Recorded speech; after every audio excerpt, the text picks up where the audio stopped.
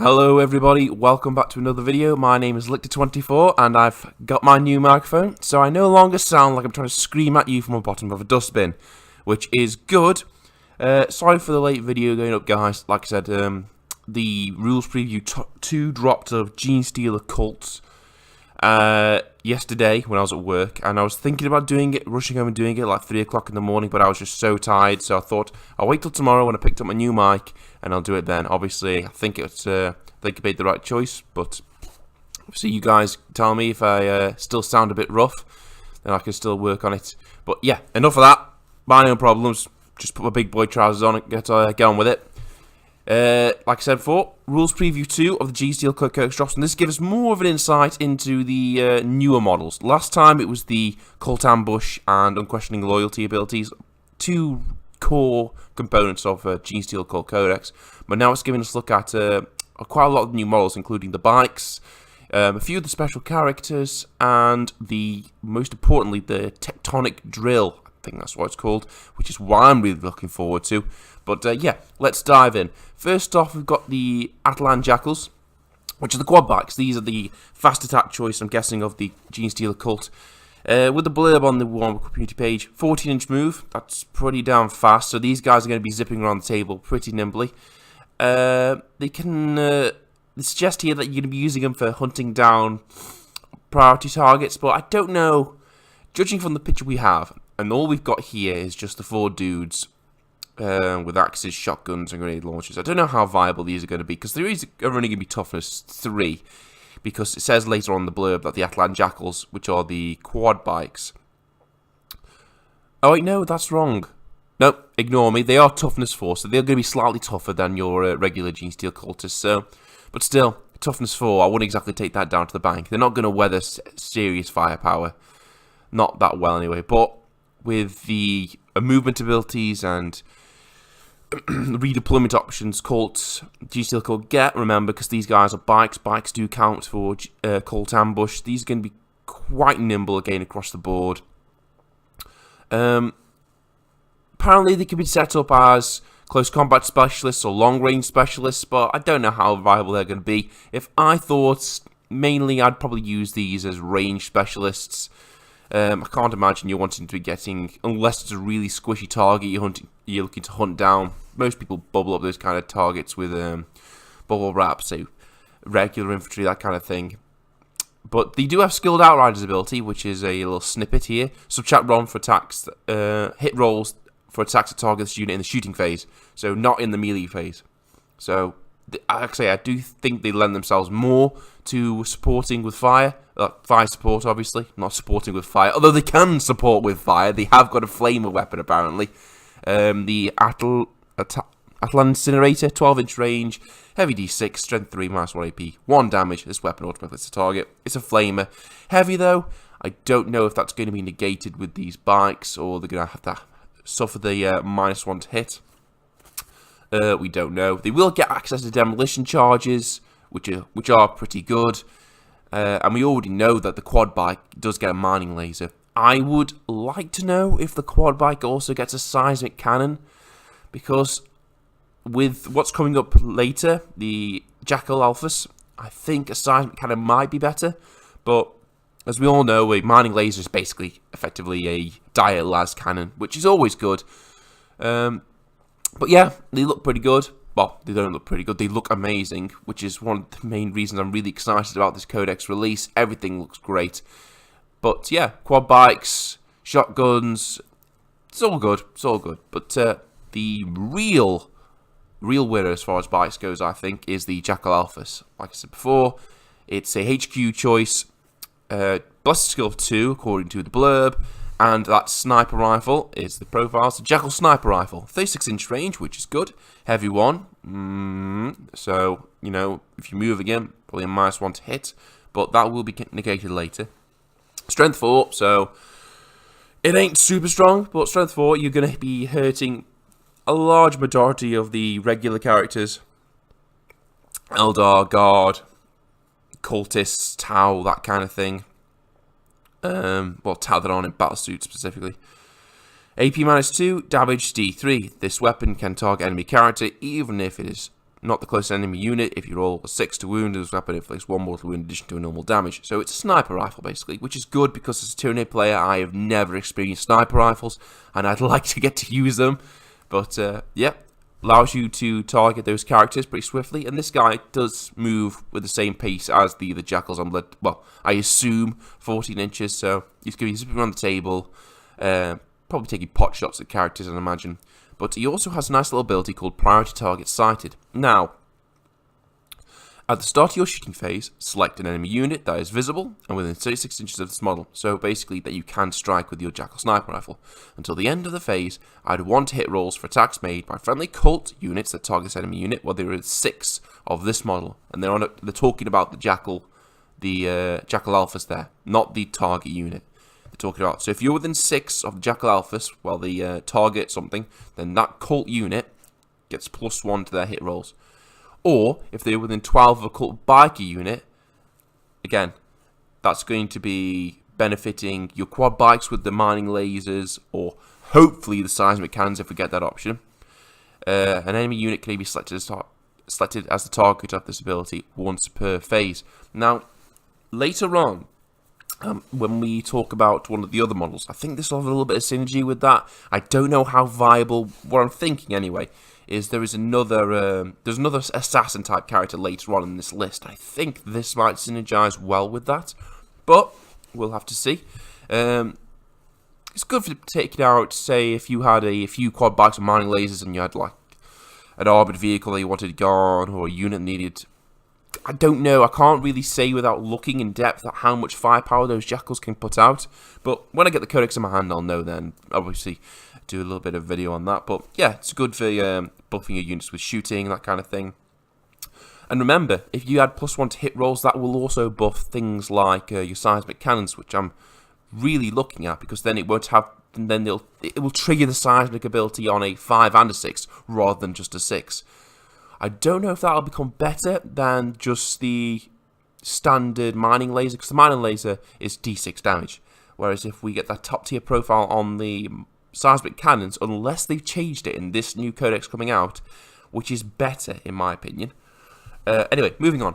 Locust. Sorry about this, guys, as well. I can't shake this cold. Every time I get rid of it, I seem to get another one from somewhere. My problems. Just letting you guys know if I sound a bit laid up. Locust Shield of the Masters. This is the bodyguard unit that we were talking about earlier. Basically, you can do with unquestioning loyalty. Cult guys can intercept wounds on a 4+, but this guy instead can intercept on a 2+ because he's a dedicated bodyguard unit. Also, he's got the Genestealer's if 5+ avoidable save, Quicksilver dodge, and Quicksilver strike. He always fights first in the fight phase, even if it did not charge. If an enemy unit has charged or has a similar ability, then you alternate who fights first with a starting player whose turn is taking place, which is good. This guy will keep those Maguses alive longer, and your other high value HQ choices, these guys will keep them alive longer. I'd like to see how hard they hit. Most bodyguard units in the game do pack a little bit of a punch, I find. Well, in my sphere of experience anyway. But yeah, good bodyguard unit. Very, very nice looking model. Moving on. Klimovas, the voice of new truths. He's the speaker dude.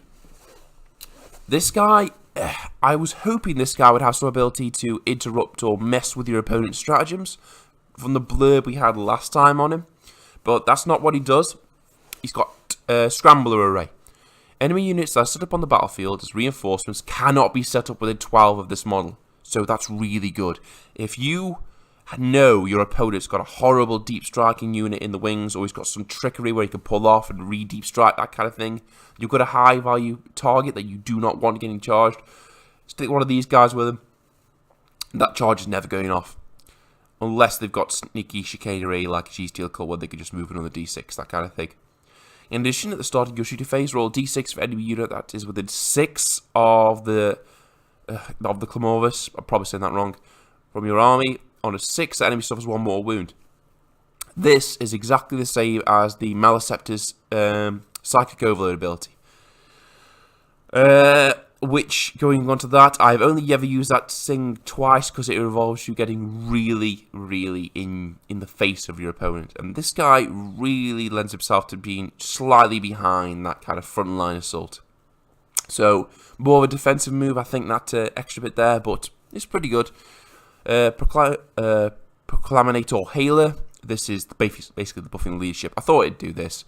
I'd want a leadership characteristic of cult units whilst there were 6 of friendly cults. Klimovases.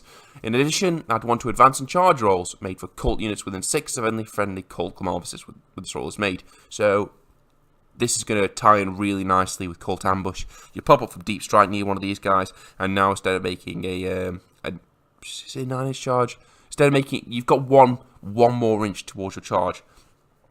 And if you're using that the stratagem where you Cult Ambush, the perfect ambush, then you're going to come up, move d6, +1. It's really going to buff your charging units and things like that. And the +1 to leadership characteristic is going to be nice as well. We don't know how Genestealer Cults are going to be suffering from leadership penalties. They're going to be vulnerable to it for the most part, and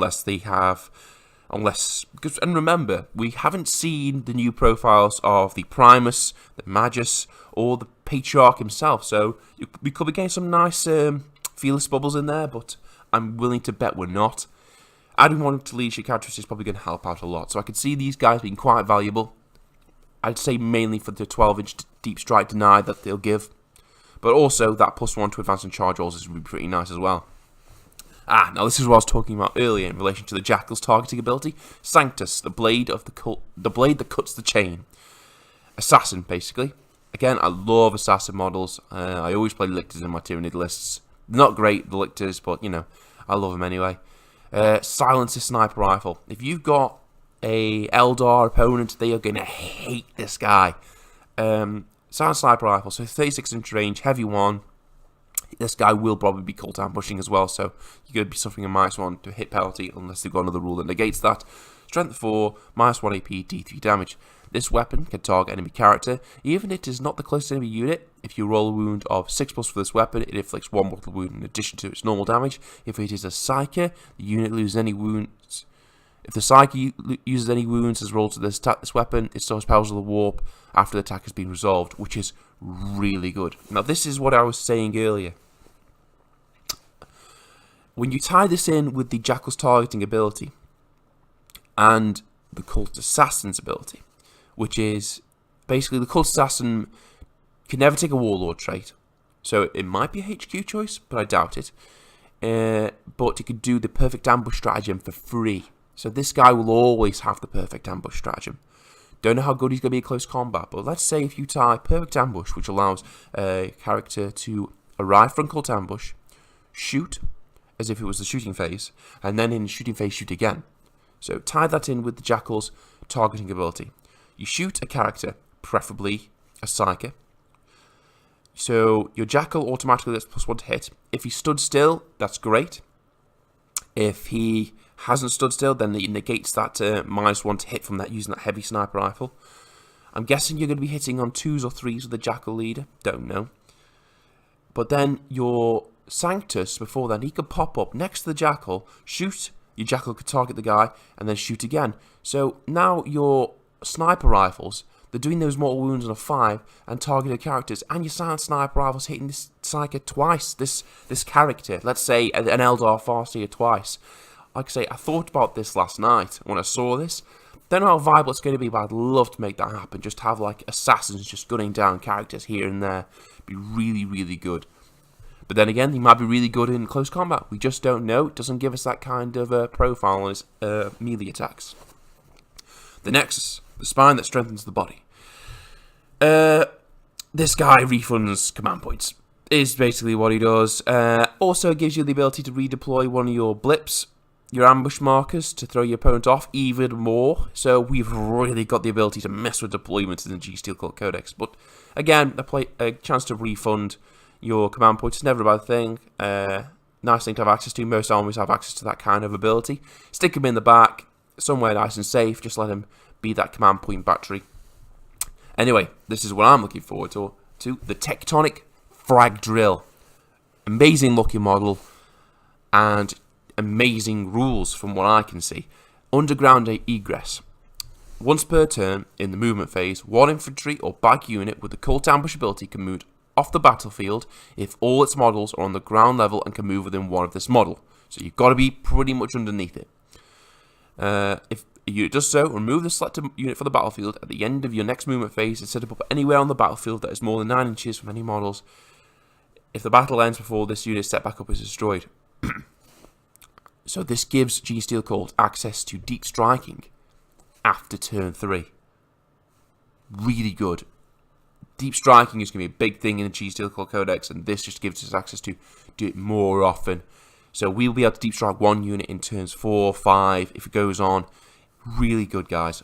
Also, probably like an emergency escape route if you have characters near this thing and you think things are going to get a bit too difficult. Just emergency escape straight away. Brilliant. Apparently, a model controlling the Tectonic Frag drill can activate it, inflicting D6 mortal wounds on every unit within 3 of the drill and causing a seismic tremors or seismic quakes, a devastating effect, depending on how many times it's been previously activated. I don't know what that's inferring to. But we do have a profile for seismic tremors and seismic quake. Seismic tremors, basically, you subtract 2 from charge rolls made for units while they are within 12 of this model, unless it can fly. So if things are bearing down on this drill, and you activate seismic tremors, then it's going to be hard for them to charge and move towards it. Seismic quake, I think this will get nerfed. Draw a straight imaginary line, 1mm in thickness from any point of one battlefield edge to a point of another battlefield edge in such a way that it crosses this model. So a straight line, basically, that crosses over the drill. Roll d6 every time this line crosses a unit, an enemy unit. Oh wait, no, hang on. Roll a d6 for every unit this line crosses, so even your guys. So it's not just targeting enemies. This will include friendly fire. Units that can fly are exempt. On a 4+, that unit suffers D3 mortal wounds, and its move characteristics halved until the next movement phase. That's really good. You want to slow down something? Just be a bit sneaky, slow down an approaching unit. Really good for use of that. But you've got to wound them first on a 4+. D3 more wounds is nice. But yeah, it's a gorgeous looking model, the drill is, and I'd like to see its profiles, because that previous paragraph, every time it's activated, it depends how many times it's activated. It's really confusing, but it'll all be revealed when the codex is in my hands. So yeah, that's it for the second preview, guys. Like I said, I wanted to do this last night, but I was absolutely knackered. Really, really looking forward to this Genestealer Cult. When I'm at work, I'm going to wait until Saturday morning, first out, the early hours of Saturday morning, and order this thing straight away. It's going to be so good. Let me know what you guys think of these these little nuggets of information the GW have given us. Let me know your thoughts in the comment section below. Like and subscribe if you haven't already. You know, it's good. It's all good. And, yep, don't sound like a bin anymore. So, great. I will catch you guys next time. See you later.